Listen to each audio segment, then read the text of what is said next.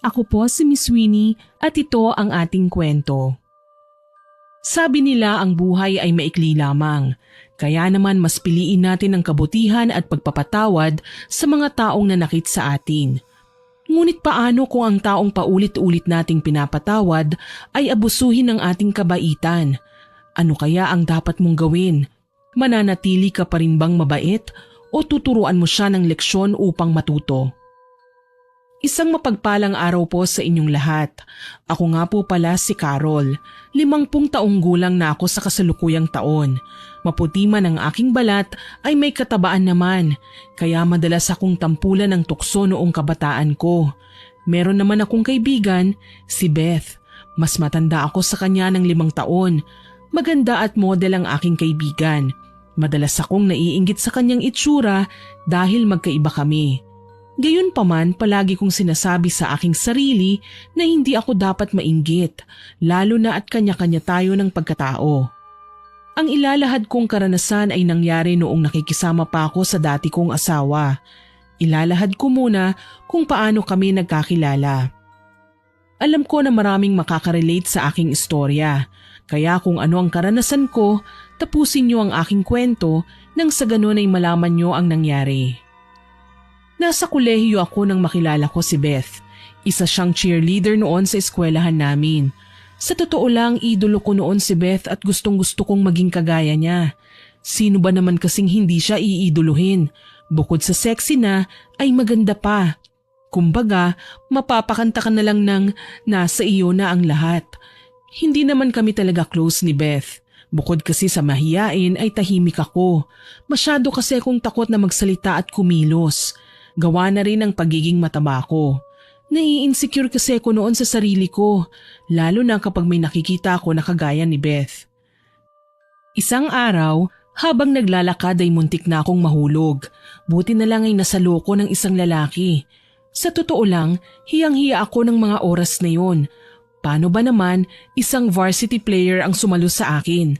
Siya si Raymond, sikat na basketball player at talagang gwapo. Naku, pasensya na ha. Naabala pa ata kita sa ginagawa mo. Salamat sa pagsalo ha. Kung di mo ginawa yon, malamang sumubsob na ako sa sahig. Para akong matutunaw noon sa titig sa akin ni Raymond. Opo, tama kayo. Kilala ko talaga siya, gawa na rin ng pagiging sikat niya sa eskwelahan. Tumango lang noon sa akin si Raymond at umalis na. Pag-alis niya ay agad kong narinig ang mga panghusga ng ibang kababaihan. Kesyo sinadya ko raw at papansin daw ako kay Raymond. Hindi ko na sana sila papansinin eh. Yun nga lang, bigla akong tinisod ng isa sa kanila. Siyempre Miss Winnie, hindi ako nagpapatalo kapag ganong sitwasyon. Agad akong tumayo at masama ko silang tiningnan. Mabilis naman akong sinabunutan ng isa sa mga kababaihan. Napasigaw ako sa sakit lalo na ng pagtulungan nila ako. Sige, ipagpatuloy niya yan. Isusumbong ko kayo sa principal para madala kayo. Sa totoo lang, hindi ko sukat akalain noon na ipagtatanggol ako ni Beth. Matamis siyang ngumiti sa akin. Mabilis naman na umalis sa mga kababaihan at binitawan ako. Siguro ay natakot ang mga babae kay Beth dahil nagtakbuhan sila. Nakayuko naman akong nagpasalamat sa kanya. Ngumiti siya at sinabihan ako na wala lang ang kanyang ginawa. Upang makabawi sa kanyang kabutihan sa akin, niyaya ko si Beth sa kantinang eskwelahan para mailibre ko siya. Sakto naman kasi natanghalian na ng mga oras na yon. Sige na, pumili ka lang kahit anong gusto mo. Ako nang magbabayad bilang pasasalamat sa'yo. Ngumiti naman sa akin si Beth, ngunit ang in-order niya lang noon ay salad. Tinanong ko pa siya noon kung ano pa ang gusto niya. Ngunit yun lang daw ay sapat na. Nagkwentuhan pa kaming dalawa habang kumakain. Marami akong nalaman sa kanya at isa na ron ang trabaho ni Beth. Pagmamodel ang trabaho ko, sikat ako dito sa eskwelahan dahil sa maraming nakakaalam. Gusto ko sanang isikreto yun pero wala eh. Maraming madaldal at chismosa dito sa atin. Napangiti ako sa sinabi ni Beth. Oo nga pala, nakalimutan ko. Senior pala ako ni Beth nung mga panahon na yon. Kumbaga, patapos na ako sa kolehiyo samantalang siya, first year pa lamang. Nakailang palit na rin kasi ako ng kurso kaya naman nahuli na ako. Educational ang huling kursong tinig ko. Yun kasi ang tingin ko na madali. Balik tayo kay Beth. Isa siyang model at siyang nagpapaaral sa kanyang sarili. Base yun sa kanyang mga kwento sa akin. Madaldal kasi si Beth at kahit maikling oras lang na nagkakasama kami, marami na agad siyang naikwento sa akin. Matapos namin kumain ay sinabi niya sa akin na magkaibigan na raw kami. Sigurado ka ba na gusto mo ako maging kaibigan? Tignan mo naman ang itsura mo sa akin, oh. Nakakahiya naman na kaibigan ng isang tulad mo. Di ka ba nandidiri sa akin? Biglang natawa si Beth sa sinabi ko. Agad niya akong sinabihan na hindi naman siya bumabase sa itsura. Sinabi niya rin sa akin na mula ng araw na yon, kaibigan niya na ako. Tuwang-tuwa naman ako sa kanyang sinabi at agad akong pumayag. Si Beth ang kauna-unahang naging kaibigan ko noon. Gawa na rin ng palagi kong iniiwasan ng mga tao nang dahil sa aking itsura. Akala ko nga nung una hindi seryoso si Beth sa kanyang sinabi eh. Alam niyo na, parang too good to be true ang nangyari. Kinabukasan nang makita niya ako, agad na lumapit sa akin si Beth at kinawayan pa ako. Nagulat pa ang mga nakakita sa amin lalo na nang lapitan niya ako. Naku, huwag kang mahiya. Hayaan mo yung mga taong yan. Kung makapanghusga, akala mo perpekto. Natahimik ako sa sinabi ni Beth. Hindi ko naman kasi masisisi yung mga tao. Kahusga-husga naman kasi talagang aking itsura eh. Tapos kakaibiganin pa ako ng isang model. Ngumiti na lamang ako kay Beth bilang tugon. Agad naman niya akong hinila sa kantin.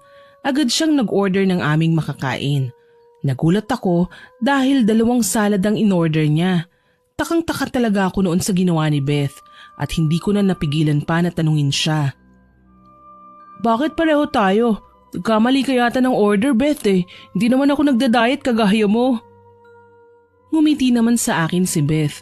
Tsaka niya sinabing tutulungan niya raw akong pumayat. Sa totoo lang nagulat ako sa sinabi niya.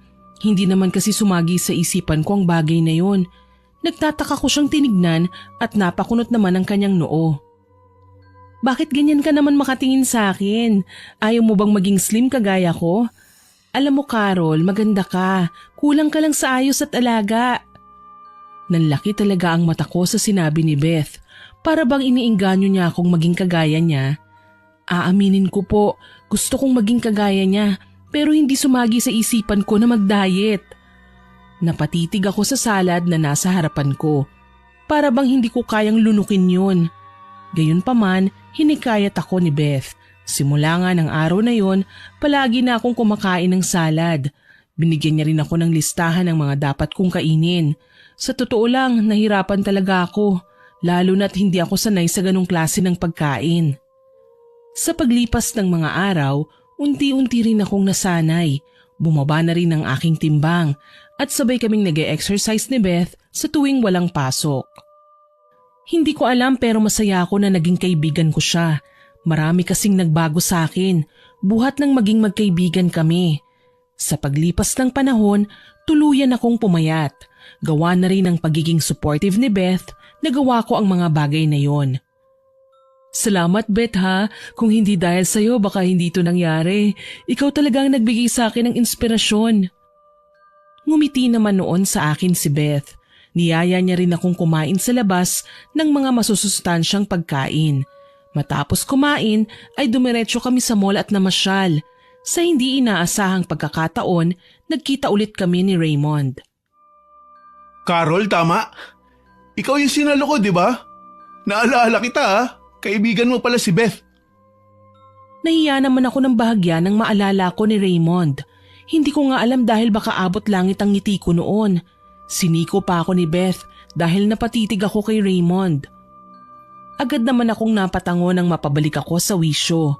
Nagpasalamat ako sa kanya at umalis na siya. Nakangiti naman na tumingin sa akin si Beth. Kinikiliti niya pa ako sa bewang bago nagsalita. Type mo no? May gusto ka siguro kay Raymond. Kung makatitig ka sa kanya kanina parang matutunaw na yung tao eh. Agad kong sinenyasan si Beth na tumahimik. Nahiya kasi ako lalo na at baka may makarinig. Lalo na si Raymond baka ano pang isipin. Hinila ako ni Beth palabas ng mall. Tsaka lamang namin napagtanto na gabi na pala. At dahil ang bahay ko ang malapit, inalok ko si Beth na tumuloy muna sa amin. Pumayag naman siya at kinulit niya ako tungkol kay Raymond. Wala na nga akong nagawa pa kundi ang magkwento. Sinabi ko kay Beth na may pagtingin ako kay Raymond. Kilig naman siya at hinampas-hampas pa ako. Uy, huwag kang maingay sa kanya ha. Nakakahiya kasi lalo na at baka sabihin niya assuming ako. Sikreto lang natin to ha. Pangako. Tumango naman si Beth sa akin. Para siyang batang kilig sa kwento ko. Kahit malabong mangyari na mapansin at magustuhan ako ni Raymond. Sa isip-isip ko noon, kung sikat sana ako gaya ni Beth, malamang magugustuhan ako ni Raymond. Pero hindi Malabong mangyari ang pinapangarap ko. Sinabihan naman ako ni Beth nung araw na yon na subukan ko raw umamin. Napakunot ang noo ko sa idea ni Beth. Bukod kasi sa nakakahiya, hindi rin ako sanay sa ganon. Kahit kasi malaki na ang pinagbago ng itsura ko, nahihiya pa rin ako. Todo naman sa suporta sa akin si Beth. Pinalakas pa niya ang loob ko at tinuturuan ako. Hay naku Bes, wala namang mawawala kung susubukan mo, hindi ba? Tsaka ano naman kung i-reject ka niya, parte yun ng buhay. Bahala ka, ikaw rin, baka magsisi ka. Napaisip ako bigla sa sinabi ni Beth sa akin. Nasabi ko sa sarili ko na tama siya, kaya naman hinanda ko na ang aking sarili. Ngunit sa tuwing lalapitan ko si Raymond, nauunahan ako ng kaba. Hindi ko alam kung paano ko sisimulan. Hanggang sa dumating ang araw ng aming pagtatapos, hindi ko pa rin masabi kay Raymond ang aking nararamdaman. Napangungunahan kasi ko ng kaba, ngunit habang nagpapaalam ako sa mga kaklase ko, bigla na lang lumapit sa akin si Raymond. Hinawakan niya ang kamay ko at muka. Tinitigan niya ang aking mga mata at ngumiti sa akin. Nakita ko naman sa di kalayuan si Beth. Nakangiti siya at tila ba mas kinikilig pa kesa sa akin. Sabi sa akin ni Beth, gusto mo raw ako. Totoo ba yun? Nagulat ako sa tanong ni Raymond. Nilakihan ko ng mata si Beth pero ngumiti lang siya. Nahihiya naman akong tumingin kay Raymond. Tumango ako sa tanong niya bilang tugon at hindi ko inaasahan ang kanyang sunod na ginawa. Bigla niya akong niyakap at hinalikan sa noo. Nagtataka ako noon pero tiyak ko naman na gusto niya rin ako. Matapos siya humiwalay sa yakap ay humingi siya ng pasensya sa akin. Bago siya tuluyang umalis, nagpaalam siya na liligawan ako. Tumango naman ako at ngumiti sa kanya. Pag-alis ni Raymond ay agad akong nilapitan ni Beth. Nakiusisa agad siya sa nangyari. Anong nangyari? Bakit abot tenga ang ngiti mo? Anong sabi niya sa'yo? Agad ko naman na binatukan si Beth dahil naalala ko na siya ang nagsabi kay Raymond. Mabilis siyang humingi ng tawad sa akin at sinabi pa niya ginawa niya lang yon para mapasaya raw ako. Agad ko naman na ikinuwento sa kanya ang nangyari. Grabe ang kilig niya sa mga sinabi ko at tuwang-tuwa siya para sa akin. Pasensya ka na kung nabatukan kita ha. Ikaw naman kasi bakit mo ba yun sinabi? Pero salamat kasi dahil sa'yo liligawan na ako ni Raymond. Niyakap ko si Beth sa sobrang saya ko. Nang araw na yon ay uminom kaming dalawa. Selebrasyon daw dahil may manliligaw na ako. Sa totoo lang, hindi ako makapaniwala sa nangyari. Sino ba naman kasing mag-aakala? Yung pinapangarap ko lang noon, nagkatotoo na. Nagsaya kami ni Beth ngunit hindi ako nagpakalasing. Alam ko kasi sa mga ganong sitwasyon, labis kong uminom ang kaibigan ko. At gaya nga ng inaasahan ko, lasing na lasing si Beth matapos ang kasiyahang yon. Iniuwi ko siya sa bahay at doon ko na lang muna pinatulog. Matapos ang araw na yon, niligawan na nga ako ni Raymond. Marami ang naiinggit sa akin at nanghusga na ginayuma ko raw ang manliligaw ko. Dinedma ko na lamang ang sinasabi ng iba. Yun kasi ang sinasabi sa akin ni Beth eh. Siyempre, matapos ang buhay kolehiyo ko, naghanap agad ako ng mapapasukang trabaho. Ewan ko ba, pero paborito yata ako ni Lord eh, dahil natanggap kasi agad ako at katrabaho ko pa si Raymond. Siyempre tuwang-tuwa ako at agad kong ikinuwento kay Beth ang nangyari. Talaga? Magkasama kayo sa trabaho ni Raymond? Naku, tinadhana talaga kayong dalawa. Hindi ko mapigilang hindi mapangiti dahil sa nangyari.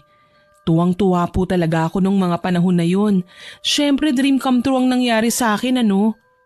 Naging abala si Beth sa kanyang pag-aaral. Malapit na rin kasi siya nung magtapos. Bilib din naman ako sa kaibigan ko. Pinaaral na niya ang sarili niya, nagagawa pa niyang magbigay sa kanyang pamilya. Samantalang ako, sunod sa luho. Kahit hindi ako magtrabaho ay ayos lang sa magulang ko. Ngunit gusto ko pa rin namang kumita mula sa sarili kong kayod. Ayokong habang buhay na umasa sa kanila. Malayo noon ang trabaho ko sa inuupahan ko. Kaya naman para makatipid ay nagbabaon ako.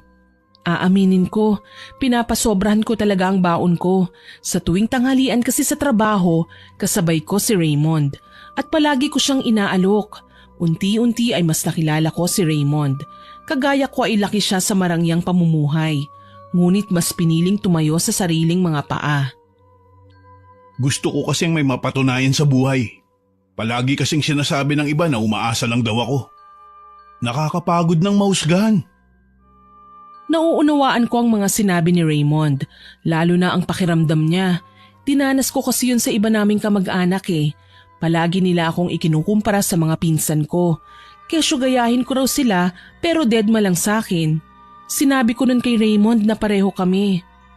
Habang tumatagal na nanliligaw sa akin si Raymond, nakita ko na marami kaming pagkakapareho. Lagi kong sinasabi sa kanyang mga karanasan ko. Minsan pa ay dumalaw sa bahay ko si Raymond at sa puntong yun, kinausap ko siya ng masinsinan. Didiretsahin na kita, Raymond ah. Ano bang naisipan mo? Bakit mo ako niligawan? Napakunot ang noo ni Raymond sa tanong ko sa kanya. Kita ko ang pagkagulat sa kanyang mga mata. Yung singkit niyang mga mata, bigla na lang nanlaki dahil sa tanong ko. Titig na titig siya sa akin at bigla na lang siyang naging seryoso. Akala mo ba pinagtitripan lang kita? Yun ba ang tingin mo sa akin? Tumangulang ako noon sa tanong niya. Sinabi ko na hindi niya naman ako pinapansin noon. Tumawa naman si Raymond. Napakunot ang noo ko sa pagtawa niya. Anong nakakatawa sa sinabi ko? Totoo naman talaga na bigla ka na lang lumapit eh. Hindi kaya si Beth talaga ang gusto mo? Mas lalong natawa si Raymond sa sinabi ko. Napailing-iling pa siya, kaya naman takang-taka ako. Agad niyang sinabi sa akin na mali ako nang naiisip.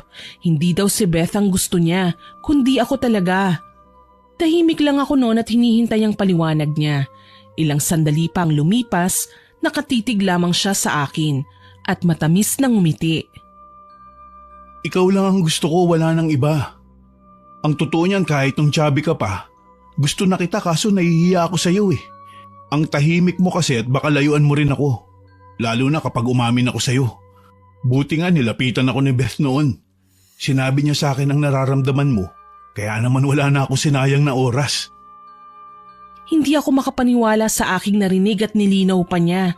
Sinabi sa akin ni Raymond na ang mga kagaya ko ang kanyang tipo at hindi gaya ni Beth. Mas lalo pa raw akong gumanda nang pumayat ako. Dagdag pa sa akin ni Raymond, ayaw niya raw kay Beth. Nagulat naman ako kung bakit at syempre tinanong ko siya. Sabi niya masyado daw mataas ang pangarap ng kaibigan ko at ayaw niya ng maraming kaagaw. Hindi naman agad ako naniwala kay Raymond. Kahit sino naman kasi magkakagusto sa kaibigan ko. Maganda na, madiskarte pa. Gayunpaman, ipinakita sa akin ni Raymond na seryoso siya. Ipinadama niya kung gaano ko kahalaga sa kanya.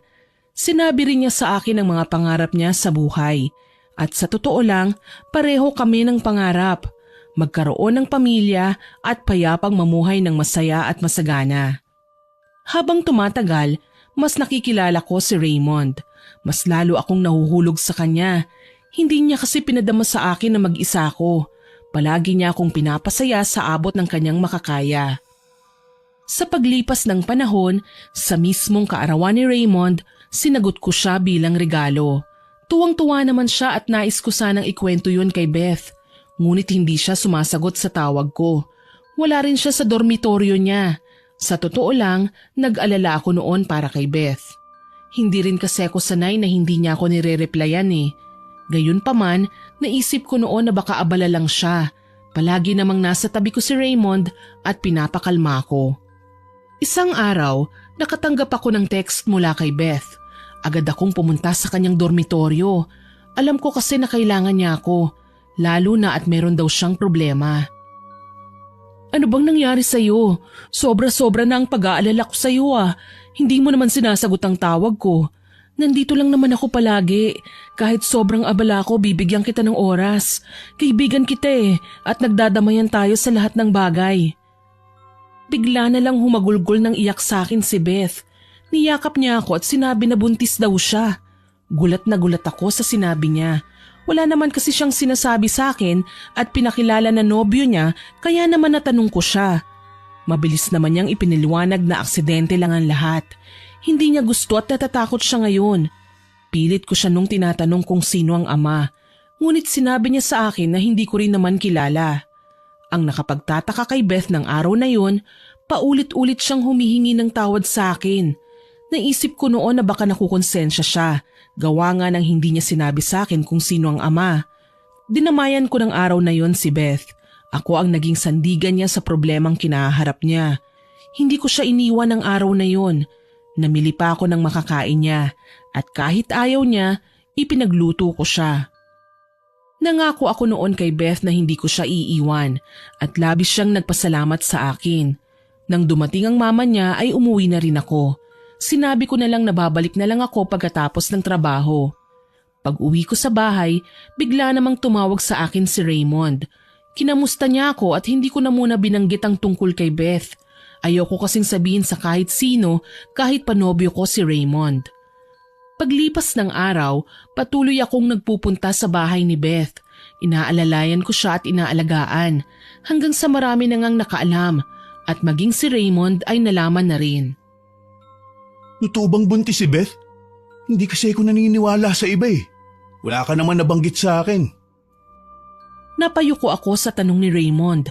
Siyempre humingi ako sa kanya ng pasensya at nauunawaan naman daw niya. Sinabi ko sa kanya na hindi sinabi ni Beth kung sino ang ama. Nabanggit ko rin kay Raymond ang paghingi sa akin ng pasensya ni Beth. Bigla naman siyang nanahimik at hindi na lang kumibo. Namumutla ka. Bakit bigla kang nanahimik? Tsaka tagaktak ang pawis mo. May nalalaman ka ba tungkol kay Beth? Mariing umiling si Raymond sa akin at sinabi niya na nabigla lamang siya. Dagdag pa ni Raymond, bakit daw humihingi ng pasensya si Beth sa akin? Agad na ipinaliwanag ko sa kanya. Sabi ko, baka dahil hindi niya maipakilala ang ama ng kanyang ipinagbubuntis. Sobrang tahimik ni Raymond ng mga oras na yon. Yung tipong bawat salita na lalabas sa bibig ko, binabantayan niya. Ewan ko ba pero parang may mali Hindi ko alam kung bakit bigla akong nagduda sa kanilang dalawa. Para kasing may alam si Raymond tapos hindi niya lang masabi. Gayunpaman, ayokong mag-isip ng masama. Kaya naman isinantabi ko ang aking agam-agam. Hindi ko na lamang yun inisip. Matapos ang araw na yon, umuwi muna sa probinsya si Beth. Samantalang si Raymond naman ay umuwi rin sa kanila. Sinabi niya sa akin na namatay daw ang kanyang pinsan at nakausap ko pa ang nanay niya. Gusto ko sana nung sumama sa kanya kaso hindi ako pinayagan Sabi kasi ng boss namin, hindi pwedeng dalawa kaming mawawala, lalo na at mataas ang aming posisyon sa kumpanya. Nagbigay na lang ako noon ng abuloy para sa pinsan ni Raymond. Palagi niya akong tinatawagan buhat nang umalis siya. Ganon din si Beth. Ngunit makalipas ang ilang buwan, hindi na nagparamdam pa ang kaibigan ko. Hindi na rin bumalik pa si Raymond. Ngunit palagi pa rin naman kaming nagkakausap. Babe, pasensya na hindi pa ako makabalik dyan Si mama kasi ayaw pa akong paalisin dito. Kailangan ko pang tapusin ang mga dapat gawin. Kilala mo naman si mama, hindi ko pwedeng hindian. Natahimik ako noon sa sinabi ni Raymond. Paulit-ulit na lang kasi ang dahilan niya At sa tuwing iibahin ko ang usapan, umiiwas siya. Lalo na kapag kay Beth na ang usapan. Para bang iwas na iwas siyang marinig ang pangalan ng kaibigan ko. Sa totoo lang nagdududa na ako noon kay Raymond. Iniisip ko noon na baka may iba na siya. At dinadahilan niya lamang ang kanyang ina. Gustong gusto ko noon makausap si Beth pero ayoko naman siyang guluhin. Alam ko kasi na may pinagdadaanan ng kaibigan ko. Ayoko na ring dumagdag pa sa iisipin niya. Makalipas ang 1 taon, naunang bumalik si Beth. Naipanganak na niya ang sanggol at ewan ko ba nung unang kita ko sa bata, kamukha ni Raymond. Gayunpaman, hindi ako nag-isip ng kung ano-ano. Masaya ako dahil bumalik na ang kaibigan ko. Kinamusta ko siya noon at tinanong kung may kailangan ba siya. Pero sabi niya lang sa akin ay wala raw, sapat na raw ang naitulong ko sa kanya. Hindi ko muna binanggit noon ang tungkol sa amin ni Raymond. Ayoko kasing isipin ni Beth na masyado kong paawa sa kanya. Ngunit bigla niya na lang akong tinanong tungkol sa relasyon namin ni Raymond. Nga pala, bakit hindi mo kasama si Raymond? Kamusta na kayong dalawa? Pasensya na kung hindi ko nasasagot ang tawag mo Nung ipinagbubuntis ko kasi itong sinalya maselan ako. Panay lang ako tulog at saka suka ng suka. Agad ko namang sinabi ang totoo kay Beth. Ewan ko ba pero hindi siya nagulat. Sinabi ko ang mga kakaibang kilos ni Raymond. Lalo na nang tumagal siya sa probinsya. Napabuntong hininga naman si Beth. Sinabi niya sa akin na unawain ko na lamang daw. Yun naman ang ginagawa ko Hindi ko siya tinatanong ng tinatanong. Ayoko kasing makulitan siya sa akin Kaso Beth, pakiramdam ko may iba na siya Hindi lang ako sigurado pero ramdam ko Napakunot ang noo ni Beth sa sinabi ko. At sabi niya sa akin baka masyado lang daw akong nag-iisip. Dagdag pa niya, wag daw akong magduda sa nobyo ko. At magtiwala lang daw ako kay Raymond. Sa totoo lang sa halip na gumaan ang pakiramdam ko noon, para bang naiinis pa ako sa di ko malamang dahilan.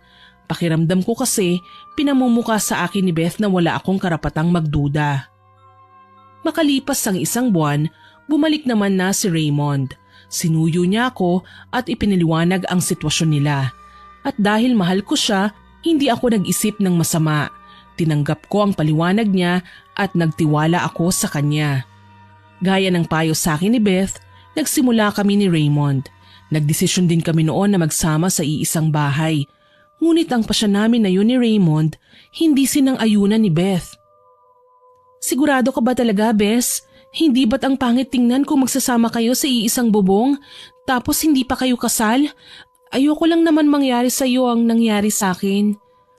Humiti na lamang ako noon bilang tugon. Alam ko naman kasi na inaalala lang niya ako. Gayunpaman, sinabi ko kay Beth na buo na ang aking desisyon. Inirespeto naman niya yon at sinabi niya sa akin na binalaan niya lamang ako. Alam ko naman na concerned ka lang sa akin at nagpapasalamat ako doon. Kaso nga lang, napag-usapan na kasi namin yun ni Raymond at nakapagdesisyon na rin kami. Tumangulang noon si Beth. Hindi siya umimik at nanatili siyang tahimik. Ewan ko ba pero pansin ko ang lalim ng iniisip niya ng mga oras na yon. Hindi na lang ako nagtanong pa sa kanya. Ayoko din naman kasing isipin niya na pakialamera ako. Matapos nga ang araw na yon, nagsimula na kami ni Raymond. Bumili kami ng mga gamit sa bahay at nagtulungan kami sa lahat ng bagay. Sobrang saya ko noon dahil natutupad na ang pangarap ko. Ganon din si Raymond. Marami sa mga katrabaho namin ang natuwa nang malaman na nagsasama na kami. Lahat ng bagay ay napagkakasunduan namin ni Raymond. Ngunit ika nga, kapag nagsama na sa iisang bubong, doon nyo lamang makikilala ng lubusan ng isa't isa. Habang tumatagal kami ni Raymond, napansin ko sa kanya ang pagiging tamad, lalo na sa gawaing bahay. Sa tuwing pinagsasabihan ko naman siya, nauuwi lang sa away. Sa totoo lang, ako yung tipo ng babae na malinis sa bahay. Ayoko kasi ng madumi at makalat. Dahil iniisip ko, baka biglang may bumisita. Ang mahalaga ay malinis ang bahay at wala silang masasabi. Ngunit si Raymond ay kabaliktaran ko. Wala siyang pakialam sa kalat at yun po talaga ang madalas naming pinag-aawayan. Naiinis kasi ako sa kaburaraan niya. Tapon doon, tapon dito ang gawain ni Raymond. Ako naman ang tagaligpit sa kalat niya. Minsan pa ay hindi siya pumasok sa trabaho. Pag-uwi ko'y inaasahan kong may makakain na kami pero wala pa pala. Umorder na lang tayo. Tinatamad ako magluto tsaka masama pakiramdam ko. Uminit po talaga ang ulo ko sa sinabi niya. Pagod na ako sa trabaho at napakakalat ng nadatnan ko. Tapos wala pang pagkain. Di sana kanina mo pag ginawa, hindi ba? Hindi ka na nga pumasok Wala ka pang ginawa dito sa bahay. Diyos ko naman Raymond, matuto ka namang kumilos dito sa bahay. Hindi yung puro ako lang. Hindi niya ako pinansin. Mabilis niyang kinuha ang kanyang damit at lumabas siya ng bahay. Hinayaan ko na lang siya. Kaagad akong nagpalit ng damit at sinimulan ko nang maglinis. Ngunit habang naglilinis ako ng mga kalat, bigla akong nakakuha ng lipstick ng babae at alam kong hindi yun sa akin. Bukod pa doon, amoy pabango ng babae ang kama namin. Hindi na muna ako umimik noon. Hinintay ko siyang dumating. Pagpasok niya sa pintuan ay agad kong hinagis ang lipstick. At ano naman to? Pagkatapos mo mag-sermon, mananakit ka? Aba sobra ka na, Carol. Tantanan mo ako ha, baka hindi kita matansya. Inakmaan niya ako ng kamao pero sinampal ko siya. Agad kong sinabi sa kanya ang lipstick at amoy babae. Natahimik siya at hindi umimik. Paulit-ulit ko siyang tinanong pero wala siyang imik. Mabilis kong kinuha ang kutsilyo at itinutok yon sa kanyang pang-ibaba. Hindi ka makakapagsinungaling sa akin. May dala kang babae dito, no? Puputulin ko yung kaligayahan mo pag hindi ka umamin. Galit na galit ako noon kay Raymond. Takot na takot naman siya. Mabilis na lumuhod sa harapan ko si Raymond. Inamin niya sa akin ang totoo. Agad ko siyang tinanong kung sino ang babae. Mabilis niyang kinuha ang kanyang cellphone. Ibinigay niya yon sa akin. Nanlaki ang mga mata ko nang makitang iba't ibang babae. Marami siyang kalandian at dinadala niyang mga yun sa bahay. Hindi mo ako masisisi. Palagi kang abala at wala nang gana sa kama. May pangangailangan din naman ako. Sinampal ko siya ng 2 beses. Sobrang galit na galit ako sa kanya. Walang lumabas na salita sa bibig ko. Iyak lang ako ng iyak. Hindi ko akalain na magagawa niya sa akin yun. Ang akala ko noon perpekto kami. Maayos ang relasyon namin. Mali pala ako dahil marami akong kaagaw. Ayaw mo na may kahati sa akin pero babaero ka. Bakit ako? May pangangailangan din naman ako ah. Marami kang pagkukulang sa akin pero kahit kailan hindi ko yun hinanap sa iba. Hinampas-hampas ko siya dahil sa galit at para hindi na ako makapagsalita pa ng masama, umalis na lang ako at lumabas ng bahay. Sinabihan ko siya na wag niya akong susundan. Naupo ako sa may parke. Umiyak ako ng umiyak. Ayoko naman natawagan si Beth, baka kasi imbis damayan, sermonan niya pa ako. Habang umiiyak ako, nagulat na lang ako nang may nag-abot sa akin ng panyo. Iniangat ko ang aking tingin at si Brent pala. Si Brent ay kapitbahay namin. Hindi naman kami malapit sa isa't isa, ngunit nakakausap ko siya paminsan-minsan. Tumabi siya sa akin at inalok niya ako ng ice cream. Kasama yan sa relasyon. Isipin mo na lang pagsubok lang. Ito ang kauna-unahang beses? Tama ba ako? Patawarin mo na lang. Kapag inulit di tama na. Di naman sigurong masamang magbigay ng second chance. Natahimik ako sa sinabi ni Brent. Hindi ko akalain na magbibigay siya ng payo. Napabuntong hininga ako ng mga oras na yon. Ewan ko ba, pero magaan ang loob ko sa kanya. Nagkwento ako tungkol sa amin ni Raymond. Nakinig naman siya at hindi niya ako hinusgahan. Pasensya ka na ha, narinig mo tuloy ang kadramahan ko. Hindi ko naman kasi akalain na magagawa niya yun sa akin eh. Tsaka salamat pala sa ice cream ha. Gumaan ang pakiramdam ko, lalo na sa payo mo. Ngumiti lang sa akin si Brent at sinabihan niya ako na ayusin namin ang problema. Sayang naman daw kasi ang naumpisahan namin. Dagdag pa niya, lahat daw ay napagdadaanan yun. Para ako noong batang nagsusumbong sa kanya, yung tipong nagpapakampi dahil inaway. Todo payo naman si Brent sa akin at nang maayos na ang pakiramdam ko, hinatid niya ako sa bahay pero agad din siyang umalis. Pagpasok ko sa loob, nakahiga sa sofa si Raymond. Kita ko ang patak ng luha sa kanyang mata. Agad ko siyang kinumutan, ngunit hinila niya ako. Paulit-ulit siyang humingi ng tawad sa akin. Ako naman si tanga, pinatawad ko siya. Ganun naman talaga hindi ba Miss Winnie? Siyempre kung kaya pang ayusin, susubukan pa.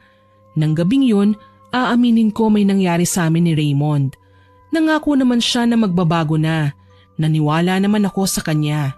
At makalipas nga ng 1 linggo, nag-propose siya sa akin. Umuo naman ako dahil umaasa ako. Umaasa na tutupad siya sa kanyang pangako. Ewan ko ba, pero minadali niya ang kasal namin. Gumastos siya ng malaki para maikasal kami sa mismong kaarawan niya. Kinuha ko noong bridesmaid si Beth. Habang naglalakad ako noon sa altar, kita ko sa mga mata ng kaibigan ko na hindi siya masaya. Hindi ko alam kung tama ba ako pero inalis ko na lang yun sa isipan ko. Matapos ang kasal, akala ko magiging maayos ng lahat. Ngunit unti-unting nagbago si Raymond. Ayaw niya noon na sexy ako. Sabi pa niya, ibalik ko raw ang katawan kong chubby. Siyempre dahil mahal ko, pinagbigyan ko siya. Ngunit sa totoo lang, alam kong ginawa ko lang yun kasi takot akong iwanan niya. Kaya bumalik ako sa pagiging mataba. Sinuportahan naman ako ni Beth. Akala ko pa nga noon magagalit siya. Ngunit natuwa pa ang kaibigan ko.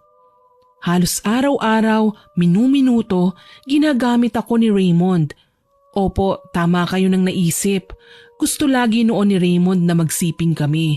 Gusto niya raw kasi magkaanak na kami. Yun nga lang kahit ilang subok, hindi talaga ako mabuntis. Kaya naman nagpatingin na ako sa doktor. Doon ko lang nalaman na may sakit ako sa matres. Mababa ang tsansa na mabuntis ako. Simula noon nagbago na si Raymond. Naging malamig na siya sa akin. Palagi niya pang sinasabi na wala raw akong silbi, lalo na at hindi naman ako mabubuntis. Sobrang sama ng loob ko noon. Pumunta ako kay Beth pero parang wala siyang pakialam, kaya naman umuwi na lamang ako noon. Habang nasa daan, nakasalubong ko si Brent. Ewan ko ba, pero nung makita ko siya, bigla na lang akong napayakap sa kanya. Sige lang, iiyak mo lang yan. Ano bang problema? Magsabi ka lang kung ayos lang sa'yo.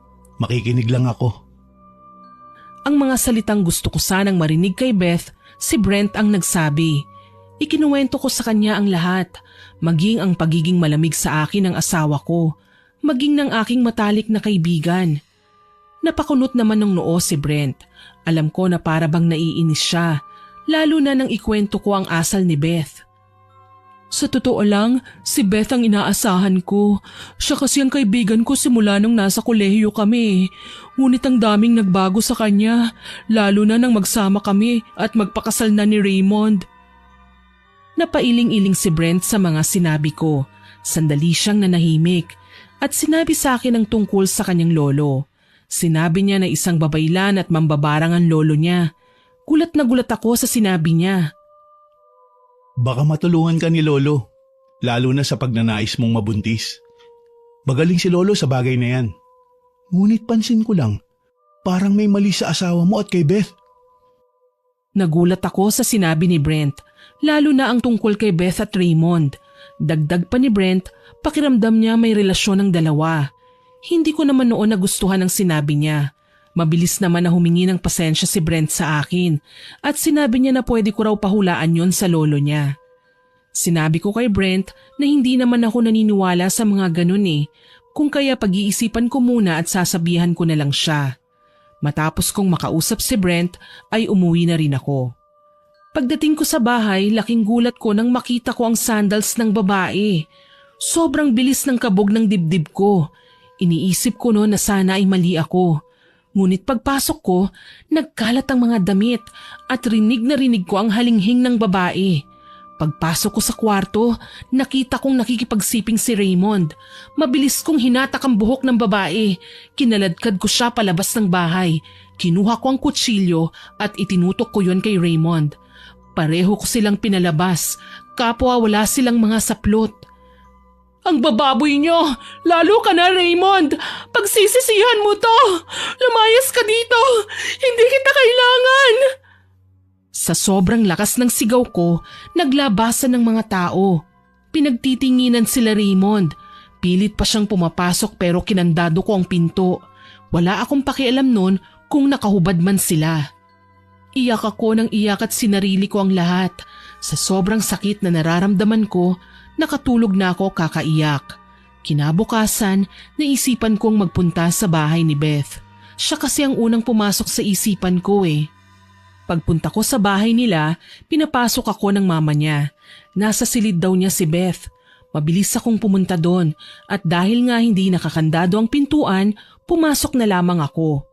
Ngunit yung anak lang niya ang nadatnan ko doon. Umiiyak ang bata kaya naman binaba ko. Kinuha naman yun ng mama ni Beth. Mabilis akong bumalik ulit sa kwarto niya at nahiga ako sa kama upang hintayin siya. Ngunit ilang sandali ang lumipas, nanlaki ang mga mata ko sa aking nakita. Nakahubad si Beth na galing sa banyo habang nakikipaghalikan sa asawa ko. Kitang-kita ko ang kababuyan nilang dalawa at agad kong sinampal si Beth. Pareho silang nagulat sa presensya ko at kinuha agad ni Beth ang kumot. Anong ginagawa mo dito? Bakit ka nagpunta dito? Gigil na gigil ako sa kanilang dalawa, lalo na kay Beth. Sinabi niya pa sa akin na magpapaliwanag siya. Narinig pa noon ng mama niyang sigaw ko at gulat na gulat din siya. Sabihin mo na kasi ang totoo, Raymond. Hirap na rin ako magsinungaling sa kaibigan ko eh. Natawa ko noon sa sinabi ni Beth. Nagawa niya pa akong tawaging kaibigan matapos kong makita na naglalampungan sila. Sabihin ang alin na pareho kay manloloko na napakakati mo, Beth. Tinuring kitang kaibigan at kapatid, tapos ahas ka pala. Paano mo nagawa to sa akin? Ano bang ginawa kong mali? Naninikip na ang dibdib ko ng mga oras na yun at hindi ko na alam ang sunod na nangyari. Bigla na lang kasi akong nawalan ng malay eh. Nang magising ako, nasa tabi ko si Beth. Agad ko siyang pinagtabuyan pero lumuhod siya. Nakiusap pa siya na pakinggan ko ang paliwanag niya. Sobrang sakit po talaga, Miss Winnie. Si Raymond ang ama ng anak ko. Hindi ko alam kung paano ko sasabihin sa iyo noon. Ang totoo kasi niyan, dati kong nobyo si Raymond. Nung malaman ko na gusto mo siya, nagparaya ako. Ngunit natukso ko. May nangyari sa amin nung kaarawan niya. Hindi niya sinabi sa akin na sinagot mo naman siya. Hindi ko akalain na maririnig ko ang bagay na yon. Lahat ng hinala ko noon ay tama pala. Dagdag pa ni Beth, sinubukan niya akong balaan. Ngunit tinakot raw siya ni Raymond. Natakot daw siya para sa kanyang anak, lalo na at wala siyang pera. Ipaniliwanag niya rin sa akin ang nakita ko ng araw na yon. Sana noong palang sinabi mo na, hindi yung hinayaan mong mangyari to. Hindi kita tunay na kaibigan. Taksil ka! Kayo ng babaero kong asawa! Paulit-ulit na humingi ng pasensya sa akin si Beth. Ngunit pinaalis ko na lang siya. Pinutol ko noon ang komunikasyon ko sa dalawa. Nakipag-usap ako sa isang attorney para kasuhan sila. Lalo na at kasal kami ni Raymond. Ngunit nalaman ko na hindi pala tunay ang kasal namin. Lalo na at unang ikinasal si Raymond at Beth. Pakiramdam ko naman pinaglaruan ako. Sinaktan ako ng dalawang taong pinagkakatiwalaan ko. Sobrang lugmok na lugmok ako noon. Paulit-ulit pa rin na nagpupunta si Beth sa bahay ko. Humihingi siya ng tawad sa akin. Ngunit si Raymond, ni isang sorry wala akong narinig. Isang gabi, para bang kusang naglakad ang mga paa ko. Nagtungo ako sa bahay ni Brent. Pinapasok niya naman ako at ikinuwento ko sa kanya ang nangyari. Aba, siraulo pala ang asawa mo. Sabi ko na nga ba tama ang hinala ko eh. Gusto mo ba tulungan kita para makaganti ka? Nagulat ako sa sinabi ni Brent. Muli niyang ipinaalala sa akin ang lolo niya at sa pagkakataon na yun, sumang-ayon na ako. Kinabukasan ay nagtungo kami sa bahay ng lolo niya. Ipinakilala niya ako kay Lolo Gabo. Magandang araw sa inyo. Siya ba yung kinikwento mo sa akin, apo? Tumango naman si Brent sa tanong ni Lolo Gabo. Pinalapit niya ako sa kanya at agad na nagkwento. Doon ko nalaman na may ate pala si Brent. Kagaya ko, nasawi rin sa pag-ibig. Doon ko lang napagtanto ang lahat. Kaya pala malapit sa akin si Brent at kaya pala gusto niya akong tulungan. Nasaan na po yung ate ni Brent? Bakit hindi po siya nabanggit sa akin ni Brent? Sandaling natahimik si Lolo Gabo. Kinuha niya ang isang garapon. Nang mabasa ko ang nakaukit doon ko nakuha ang kasagutan sa aking katanungan. Sinabi sa akin ni Lolo Gabo na matagal nang yumao ang ate ni Brent. Nagpakamatay si Ellen. Hindi niya nakayanan ng sakit. Kaya naman sa tuwing makakakita ng babaeng nasasaktan si Brent, nilalapit niya sa akin para tulungan. Naaalala niya kasi ang ate niya kapag ganoon. Napatango-tango ako sa sinabi ni Lolo Gabo at tinanong niya ako kung ano ang pangalan ng nanakit sa akin. Humingi naman na ng tawad sa akin si Beth, kaya naman hindi ko na siya dinamay pa. Tanging si Raymond lamang ang sinabi ko sa matanda. Sabi noon sa akin ni Lolo Gabo, siya na raw ang bahala. Paglalakarin niya raw ng nakaluhod si Raymond at magmamakaawa sa akin. Tinanong niya pa ako noon kung nais ko raw bang parusahan ng kaibigan ko. Mabilis ko yung tinanggihan, lalo na at aminado naman si Beth sa kanyang pagkakamali. Hindi ko alam noon kung ano ang gagawin ni Lolo Gabo, basta makikita ko na lang daw. Binigyan niya rin ako noon ng pangontra laban sa anumang masama. Matapos ang pag-uusap namin na yun ni Lolo, nakita ko siya na may hawak na garapon at may tila ba maliit na manika sa loob. Ilang sandali ang lumipas, inilagay niya ang isang malaking gagamba. Nagulat ako sa aking nakita, lalo na nang pumasok ang insekto sa loob ng maliit na manika. Naglaho yun na parang bula. Napasarap ang panunood ko noon, ngunit biglang may kumalabit sa akin. Bawal panoorin si Lolo. Pagagalitan ka niya. Nakausap mo na ba siya? Ano, gaganti ka ba kina Raymond? Tumango naman ako, ngunit sinabi ko na si Raymond lang ang gagantihan ko. Nagulat naman siya, ngunit nang magpaliwanag ako ay nalinawan siya. Tinanong ko noon si Brent kung ano ang ginagawa ni Lolo Gabo. Sinabi niya naman na sinisimulan na daw ang pagpapahirap. Nasa akin daw kung tutuluyan o hindi si Raymond, ngunit sabi ko pahirapan lamang siya. Gusto ko lang pong matuto siya, tsaka ayoko naman pong mawalan ng ama ang anak ni Beth. Konsensya ko pa yun. Tama na sa akin ang maghirap siya at matuto. Narinig naman ni Lolo Gabo ang sinabi ko. Tumango siya at masusunod daw ang nais ko. Matapos ang araw na yon, lumipat ako ng bahay para makaiwas kina Beth. Kahit naman kasi napatawad ko na siya, hindi ko na maibabalik pa ang dati. Kahit ilang beses pa siyang humingi ng tawad, hindi na nun mabubura ang sakit na nararamdaman ko. Inumpisahan naman ni Lolo Gabo ang kanyang ritual. Nung una akala ko wala lang yun, ngunit nang minsan makita ko si Raymond nang hindi inaasahan, nagulat ako sa itsura niya. Kulubot ang balat at marami siyang sugat. Hindi ko alam ang mararamdaman ko noon. Hindi ko alam kung malulungkot ba, maaawa o matutuwa ako sa nangyari kay Raymond. Hindi siya noon makatingin sa akin. Siguro nahihiya siya sa kanyang itsura. Isang araw, dumalaw si Brent sa bahay. May dala-dala siyang bulaklak. Bagong pitas yan. Nga pala, nagtagumpay si Lolo. Sigurado ka na ba na hanggang dun lang? Pahihirapan lang talaga siya? Kaagad akong tumango sa tanong ni Brent. Iniba naman niya ang usapan. Pagkatapos ng pag-uusap namin na yun, niyaya niya akong mamasyal. Ayoko pa nga sanang sumama, yun nga lang pinilit niya ako. Habang nasa daan ay may bigla na lang humawak sa akin. Pagtingin ko, si Beth pala. Ang layo na ng itsura niya. Losyang na siya. Buhat-buhat pa niya ang kanyang anak. Nagulat ako sa kanya at tinignan ako ni Brent. Siguro ay tinatansya niya kung ayos lang ba ako o hindi. Tinanong ako ni Beth tungkol sa kalagayan ni Raymond. Malubha ang karamdaman niya. Akala namin noon simpleng sakit lang. Ngunit mali kami dahil para siyang kandila. Unti-unti siyang nauupos. Buhay pa siya pero naaagnas na ang katawan niya. Hindi naman na ako nagulat pa. Lalo na't alam ko naman na mangyayari yun sa kanya. At nakita ko rin siya. Sinabi ko noon kay Beth na wala na akong pakialam. Sinabi niya sa akin kung galit pa raw ba ako. Hindi naman ako kumibo at umiwas na lang. Ang dami niya kasing tanong at naiirita pa rin ako sa kanya kahit papaano, lalo na't naaalala ko ang mga nangyari. Ilang sandali ang lumipas, lumipat na sa amin si Brent. Mabilis naman na umiwas si Beth at umalis na rin kami.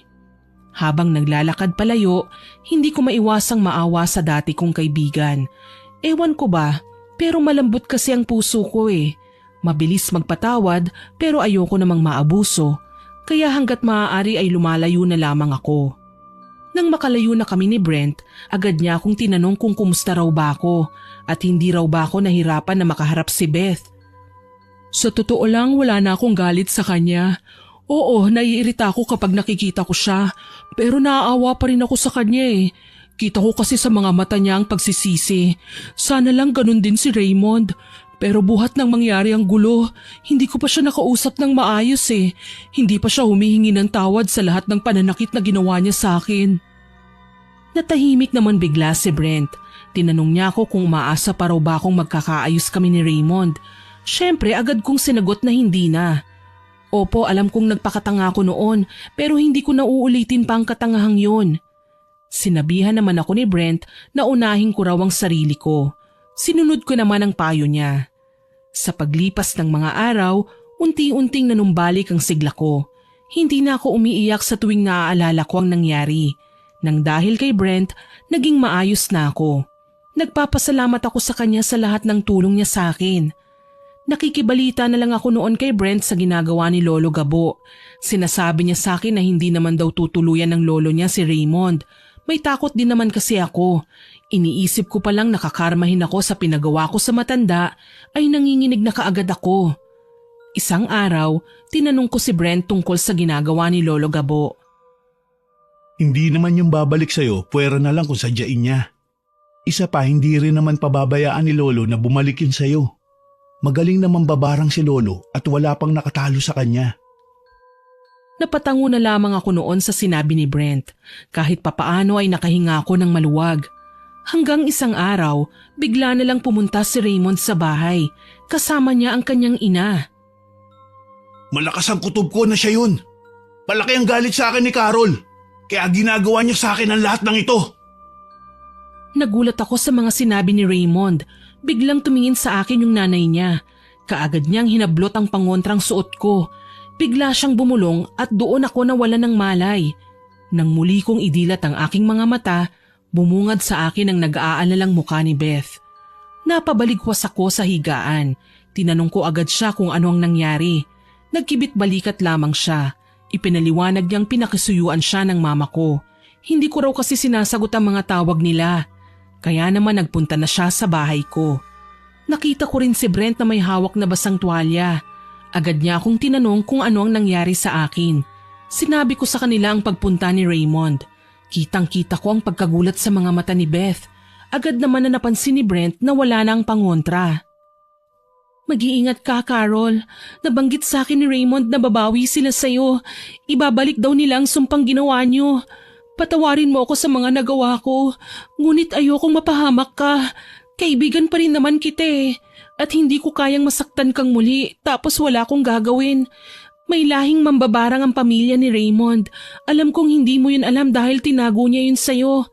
Kaya ngayon pa lang ihanda mo ng iyong sarili. Ewan ko ba kung magtitiwala ako noon kay Beth. Nasira na kasi ang pagkakaibigan namin. Kaya para bang hirap na akong maniwala sa kanya. Gayunpaman sinabi ni Brent na wala raw masama kung maghahanda kami. Nang araw na yun pumunta kami kay Lolo Gabo. Isinama na rin namin si Beth at ang anak niya. Inisip ko kasi baka sila naman ang balikan. Kahit na ganun ang nagawa sa akin ni Beth, ayoko rin naman siyang mapahamak lalo na ang bata. Pagdating sa bahay ni Lolo Gabo, sinabi niya sa amin na kanina pa siya naghihintay. Agad na binigay niya sa amin ang mga pangontra. Mabilis ko naman yung isinuot. Kayong magkaibigan ng puntirya ni Raymond. Naramdaman ko na kagabi pa na kinukontra ako. Kapwa ko siya mambabarang, ngunit tiyak akong mas malakas ako sa kanya. Ganun pa man, maging handa tayo. Maaaring ngayon ay hinahanda na nilang kanilang masamang plano. Lalo na sa'yo, Carol. Napagtanto ko noon na hindi nga nagsisinungaling si Beth. Kahit siya ay nasa panganib. Sinabi noon ni Lolo Gabo na mas mabuti kung sama-sama kami. Malakas daw ang puwersa ng kalaban, ngunit manalig lang daw kami sa Diyos. Araw-araw akong nagdarasal at ganun din si Beth. Nang mga oras na magkasama kami, binabalot ng katahimikan ng paligid. Hanggang isang gabi, iyak ng iyak ang anak niya. Agad akong kumilos at kinapa ang temperatura ng sanggol. Mainit ang bata kaya tinawag ko si Lolo Gabo. Mabilis niyang ginamot ang bata pero iyak pa rin siya ng iyak. Kita ko na antok na si Beth kaya naman kinuha ko ang bata. Sinabi ko sa kanya na magpahinga na siya. Ayaw niya pa sana dahil malamang ay nahihiya. Ngunit sinabi ko na ayos lamang sa akin yun. Dagdag ko pa, ganun naman ang magkaibigan, nagtutulungan. Naiyak siya noon sa sinabi ko at niyakap niya ako. Sobra siyang nagsisisi sa nagawa niya sa akin. Pinatawad ko naman siya at umasa ako na babalik sa dati ang lahat. Napagtanto ko kasi na biktima lang din siya ni Raymond. Buhat ng araw na yon ay naging maayos na kami ni Beth. Sinuportahan ako ni Brent at pinaalalahanan na magtira ng respeto at pagmamahal sa sarili. Sinunod ko naman ang mga payo ni Brent hanggang sa nagsimulang magkagulo muli ang lahat. Bigla na lang nagkasakit si Beth. Tinubuan siya ng mga kagaya ng kay Raymond. Mabilis na kumilos si Lolo Gabo at sinabi niya na nagsisimula na sila Raymond. Iyak nang iyak noon si Beth at natatakot talaga siya. Sabi niya pa sa akin, yun daw ang karma niya. Di ba sabi mo babawi ka pa sa akin? Labanan mo yan, makakaya mo yan. Gawin mong inspirasyon ang anak mo. Nandito lang ako gaya ng dati. Malalampasan natin ito na magkasama. Di ba bestie tayo? Naiiyak na talaga ako noon. Para na kasing namamaalam sa akin si Beth eh. Gayunpaman, sinusopla ko siya. Paulit-ulit kong sinasabi na magiging maayos din ang lahat. Hindi namin siya pinabayaan hanggang sa dumating ang kabilugan ng buwan. Tumulong kami ni Brent sa pagdarasal at ganun din si Beth. Kahit nangihina na siya, naging matatag ang kaibigan ko. Hanggang ilang sandali ang lumipas, naramdaman namin ang malamig na hangin. Lumitaw sa aming harapan ang itim na usok, hanggang sa naging tila ba aura yun ni Raymond. Pagsisisihan nyo na kinanti nyo ako. Kahit makipagtulungan ka sa kanila, Beth, makasalanan ka pa rin. Niloko at pinagtaksilan mo pa rin ang kaibigan mo. Umalingaw-ngaw sa paligid ang malakas niyang tawa. Nanginginig naman si Beth pero hinawakan ko ang kamay niya. Sabay-sabay kaming nagdasal at bigla na lang nawala ang itim na usok. Matapos ang gabing yun, nawala na ng paunti-unti ang mga sugat ni Beth. Masaya ako dahil nakaligtas siya sa sumpa ng babaero kong asawa. Sa paglipas ng mga araw, ako naman ang hindi mapakali. Sa tuwing sasapit ang gabi, hindi ako mapalagay. Hindi ko magawang matulog ng mahimbing dahil sa takot. Palagi rin kasi ako nung binabangungot. Minsan pa'y napanaginipan ko ang isang lalaking anino. Hinahabol niya ako at gustong patayin. Sigaw ako ng sigaw ngunit nais ko mang bumangon ay hindi ko magawa. Para bang paralisado ako. Hanggang sa naramdaman ko ang malakas na sampal. Napabangon ako dahil sa lakas nun at nakita ko si Beth. Namumuuna ang kanyang pawis sa noo. Diyos ko, buti gumising ka na. Kanina pa kita ginigising dahil naninigas ka na riyan eh. Kinakabahan ako sa'yo, Carol. Agad niya akong inabutan ng tubig. Ikinuwento ko sa kanya ang nangyari sa panaginip ko. At sinabi niya na ganun din ang nangyari noon sa kanya. Simula noon nagdarasal na kami bago matulog. Ngunit mas lalo namang lumala ang sitwasyon. Naglalakad na rin ako ng tulog. At ang pinakamalala ay nang kumuha ko ng kutsilyo. Akmang itatarak ko yun kay Beth habang pikit ang mga mata ko. Pakiramdam ko noon ay may kumokontrol sa katawan ko, kaya naman hindi ako makatulog sa gabi. Isang beses, bigla na lang akong nagising dahil sa malakas na sigaw. Nang imulat ko ang aking mga mata, malapit na akong tumalon sa hagdan. Pigil ng pigil sa akin sila Brent. Wala na po ba tayong gagawin? Lumalala na ang sitwasyon ni Carol. Paano kung hindi siya makita ni Beth? Paano kung masaktan na niya ng tuluyan ng kanyang sarili? Alalang-alala sa akin si Brent, lalo na nang sunod-sunod na ang mga ginagawa kong kababalaghan. Kahit si Beth ay natatakot na rin para sa kaligtasan ko. Nangako naman si Lolo Gabo na gagawin ang lahat ng kanyang makakaya upang makahanap ng solusyon sa mga nangyayari. Nakita ko naman noon na walang humpay si Lolo Gabo. Kaya naman nahihiya na ako sa kanya. Sige na, matulog ka na. Huwag kang mag-alala dahil babantayan kita. Napangiti ako noon sa sinabi ni Beth. Tinupad niya ang kanyang pangako sa akin. Unti-unti siyang bumawi at binabantayan niya ako. Isang gabi, pinauna niya akong matulog. Pagsapit ng madaling araw, nagising ako. Nakita ko na antok na siya pero nilalabanan niya. Napaluha ako ng palihim. Kitang-kita ko kasi na gusto niyang bumawi sa akin. Tumayo ako noon at sinabi ko sa kanya na matulog na siya. Ayaw niya pa sana pero pinilit ko siya. Nang dahil kay Beth, naging panatag ang loob ko. Si Brent din noon ay tumutulong sa akin. Minsan siyang nagbabantay sa akin sa gabi. Palitan silang dalawa ni Beth. Hanggang isang umaga, tinawag ako ni Lolo Gabo. Tinawas niya ako at gaya ng inaasahan, si Raymond nga ang may gawa.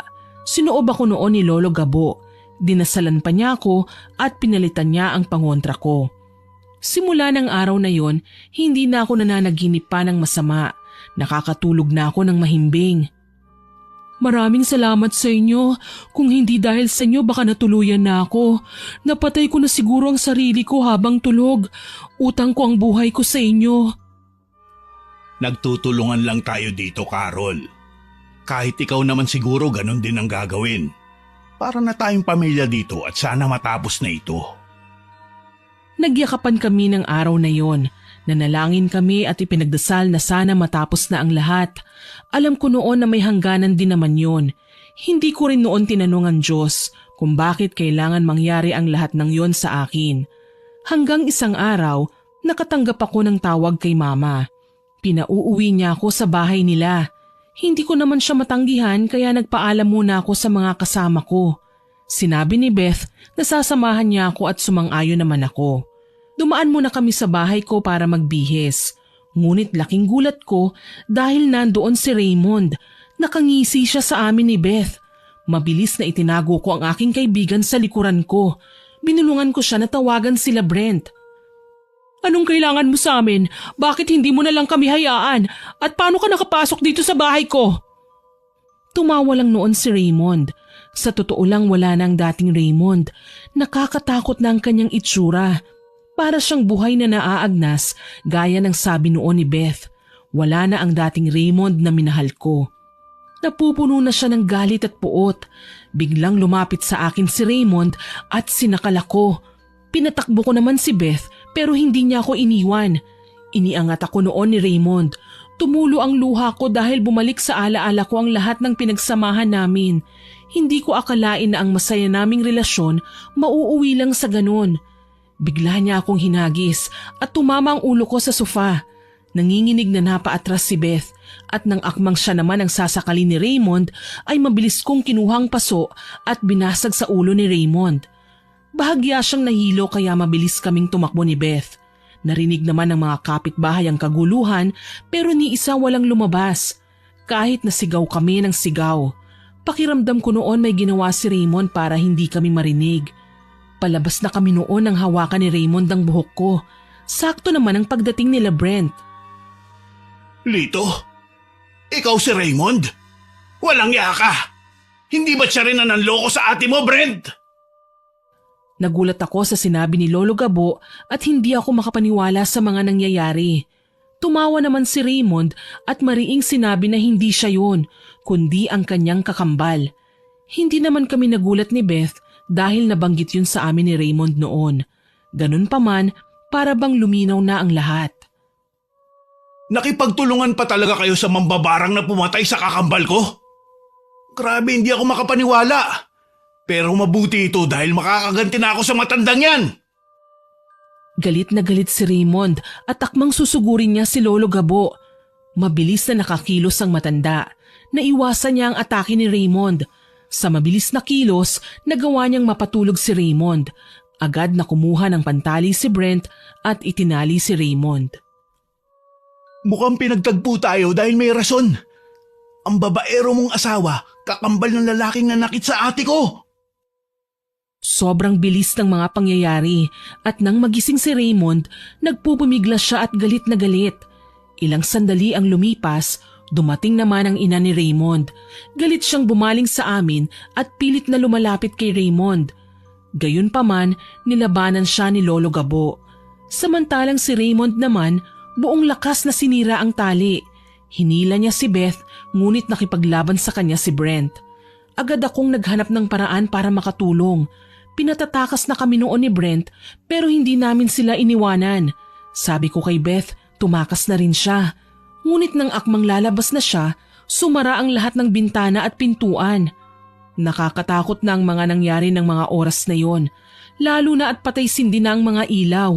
Naririnig ko rin ang mga Latin na binibigkas ng mama ni Raymond na mas ikinatakot ko pero hindi ko ipinahalata. Lalong-lalo na kay Raymond. Alam ko kasi na matutuwa siya kapag nakita niyang natatakot ako. Pinalalakas ko din ang loob ni Beth dahil halata ko ang kaba niya. Kitang-kita ko sa mga mata niya ang takot. Makakalabas pa ba tayo ng buhay? Paano na ang anak ko? Ayokong madamay siya. Natatakot na ako, Carol, sa mga nangyayari. Niyakap ko si Beth para kumalma. Sinabi ko sa kanya na makakaligtas kami. Magtutulungan kami para makatakas at mabuhay. Sinabi ko rin na hindi ko sila pababayaan. Sobrang lakas ng loob ko noon na pakalmahin si Beth. Ngunit sa totoo lang, abot langit ang kaba ko. Sobrang bilis ng tibok ng puso ko. Naiisip ko ang mga naiisip ni Beth. Hindi ko lang pinapahalata sa kanya na natatakot din ako. Ilang sandali ang lumipas. Bigla na lang nabasag ang mga salamin ng bintana. Napasigaw si Beth sa takot at umiiyak na rin ang bata. Nagmamadali akong nag-isip ng paraan. Nagliliparan ng mga gamit sa paligid dahil gumagamit na ng itim na kapangyarihan si Lolo Gabo at ang mama ni Raymond. Hindi ko alam noon ang gagawin. Tanging nagawa ko lamang ay magdasal at palakasin ang loob ni Beth. Samantala, nakita ko na namumula na ang mga mata ng mama ni Raymond. Para bang demonyo siya kung magsalita at sinabing walang makakalabas sa amin hanggat buhay siya. Kabadong-kabado ko sa mga nangyayari. Ngunit ang inaalala ko ay ang anak ni Beth. Kitang-kita namin ang paglipad ng mga gamit sa ere at kung paano naglalaban si Lolo Gabo at ang mama ni Raymond.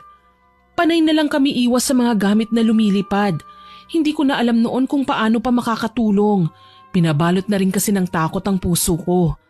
Ilang sandali ang lumipas, naisipan ko na dalhin sa silid ko sila Beth. Dito lang kayo ng anak mo ha? Huwag kang lalabas hanggat hindi ako kumakatok. Maliwanag ba? Nanginginig na tumango si Beth. Sinabihan niya naman ako na mag-iingat daw ako. Matamis naman akong umiti sa kanya. Isinara ko ang pintuan at agad akong kumuha ng kutsilyo. Pagbalik ko, nakita kong nakahandusay sa lapag si Brent. Palapit sa kanya si Raymond kaya naman mabilis akong kumilos. Itinara ko sa leeg niya ang hawak kong kutsilyo. Bigla siyang natigilan at nanlaki ang mata ko sa ginawa niya. Bigla niya nalang binunot ang kutsilyo at itinarak naman yun sa tagiliran ko. Nagulat ako sa ginawa niya at lakas loob kong binunot din ang kutsilyo. Sinaksak ko yun sa puso niya. Mabilis naman na kumilos si Brent at hinubad ang kanyang damit. Inilagay niya yun sa sugat ko. Nakita ko noon na wala ng buhay si Raymond at galit na galit naman ang nanay niya. Susugurin pa niya sana ako pero nagawa ni Lolo Gabo na matalo siya. Hindi ko malinaw na nakita kung ano ang ginawa ni Lolo Gabo sa nanay ni Raymond dahil nanlalabo na ang paningin ko. Nang sinabi sa akin ni Brent na ayos na ang lahat, kahit na nanghihina ako ay pumunta sa kwarto at tinawag ko si Beth. Niyakap niya ako at doon ako nawalan ng malay. Ang huli kong narinig ay ang boses ni Beth. Alam ko na labis siyang nag-aalala sa akin. Nang magising ako, nakita ko sila mama sa tabi ko. Labis silang nag-aalala sa akin. Niyakap nila ako ng mahigpit. Siyempre, hinanap ko sila Lolo Gabo at sinabi nila mama na umalis daw sandali. Ikinuwento sa akin nila mama na 1 linggo na raw akong walang malay. Gulat na gulat ako sa sinabi nila. Para kasing minuto lang na nakapikit ako. Nagdaan ng ilang oras, dumating si Beth. Umalis naman na sila mama at umuwi na. Pinag-alala mo kami ng sobra, Carol. Akala namin na paano ka na. Ang tagal mo kasing magising eh. Araw-araw palang dumadalaw dito sa'yo si Brent. Nag-aalala din kasi siya sa kalagayan mo eh. Napangiti ako sa mga sinabi ni Beth. Sa kabila pala ng mga naganap, may maganda pa rin na nangyari. Hapon na dumalaw sila Lolo Gabo. Tinignan pa niya ang sugat ko at nilinisan yun. Nakita ko naman si Brent na mugto ang mata. Tinanong ko noon kung anong nangyari sa mag-ina. Sinabi nila na napatay ko si Raymond, samantalang si Lolo Gabo naman ang kumitil sa buhay ng mama ni Raymond. Nagulat ako noon at nagtanong kung nalaman na ba ng mga pulis. Ngunit sinabi nila na hindi raw dahil pagsikat ng araw na walang bigla ang katawan ng mag-ina. Nakahinga ako noon ng maluwag. Nakiusap naman si Brent na makausap ako ng masinsinan at pumayag naman ako. Mugto ang mata mo ah. Sinong iniyakan mo? Halatang halata kasi. Salamat pala sa pagtulong mo sa amin ah. Nabigla ako nang niyakap ako ni Brent. Paulit-ulit siyang humingi ng pasensya. Sinabi niya sa akin na utang niya ang kanyang buhay sa akin. Hindi ko maintindihan ang sinabi niya. Tsaka ko lang naalala ang ginawa ko. Agad ko naman sinabi sa kanya na ginawa ko lamang ang dapat gawin. Sinabi ko rin na marami na siyang nagawa para sa akin at wala na akong utang pa sa kanya. Natawa naman kami pareho sa kadramahan naming dalawa. Puwera biro, salamat talaga. Kung di mo ginawa yun, malamang wala na ako ngayon. Pasensya na nga pala, hindi ko nasabi sa iyo ang buong kwento tungkol kay ate. Agad ko namang sinabi na nailahad na sa akin yon ni Lolo Gabo. Nakahinga naman si Brent ng maluwag. Matapos ang kaguluhang yon, nagsimula akong muli. Una kong ginawa ay inayos ko ang bahay ko. Halos lahat kasi ay nasira. Tinulungan naman ako nila Brent. Nang maayos na ang bahay ko, sinabihan ko si Beth na magsimula kaming muli. Pinatawad ko siya ng lubusan. Mas minahal ko na rin ang sarili ko. Ang katawan ko, paiba-iba naman ang itsura. Tataba, papayat, dadagdagang timbang, babawas. Ganun lang ako noon. Umalis naman ako noon sa trabaho ko. Gamit ang naipon kong pera, nagsimula ako ng negosyo. Naging kasosyo ko si Beth. Kalaunan, naging malago ang aming negosyo.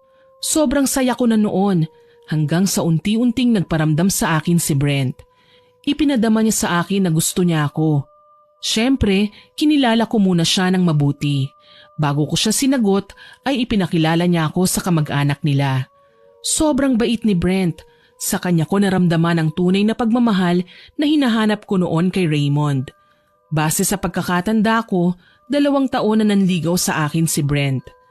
Natakot kasi ako noon gawa ng tromang inabot ko kay Raymond. Gayunpaman, ipinakita sa akin ni Brent na iba siya. Sinuportahan naman ako ni Beth at pinayuhan. Sabi ko noon sa sarili ko, hindi ko na uulitin ang pagkakamali ko.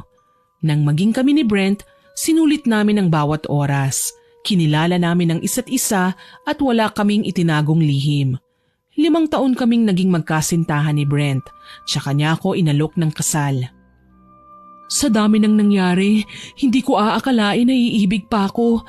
Hindi ko akalain na makakatagpo pa ako ng gaya mo. Salamat sa pagmamahal mo sa akin. Nagpalakpakan noon ang mga taon at nagsigawan. Matapos ang kasal namin, nagsama kami bilang mag-asawa. Kalaunan, biniyayaan kami ng 2 anak. Sobrang saya ng buhay ko buhat nang maging kami ni Brent. Hindi niya ako binigyan ng rason para matakot at magduda. Hanggang sa kasalukuyang taon, kami pa rin ang magkasama. Kami naman ni Beth ay nanatiling magkaibigan. Sinubok man ang panahon ng aming samahan, naging matibay yon sa dami ng aming pinagdaanan. Marami akong aral na natutunan sa aking karanasan.